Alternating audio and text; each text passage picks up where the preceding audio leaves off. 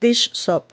7 out of 10. I feel like it's not as bad as people make it seem to be, but I do understand. You're adding a different type of chemical in the pool, right? And then it causes all that foam as well in the pool. Doesn't look very professional, right? And with that foam that you get from the dish soap, it also reduces the clarity of the water as well. But in some cases, it definitely works in your favor. For example, when there's a bunch of leaf and debris, it splits that in half. It splits all that debris in half and makes it easier to clean the pool. It helps out because certain pool nets can't really get all the debris.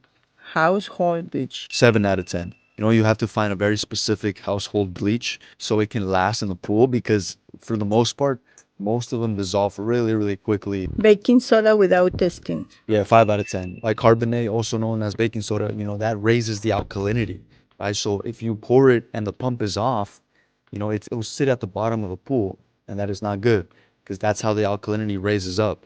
And if you already have your alkalinity raised up and you raise it higher, that's gonna cause issues, right? Any algae killed from the store. Ooh, 8 out of 10. Not a good idea. Certain algicides they carry copper-based ingredients in them, which will stain the plaster of the pool. Too much shock at once. Oh man, 9 out of 10. 9 out of 10. Too much shock in the pool is gonna create milky water, right? It's gonna get very, very cloudy. It can bleach or damage the surface of the pool as well, right? And it's gonna overload the filter, and it's also gonna give you false readings in the chlorine level.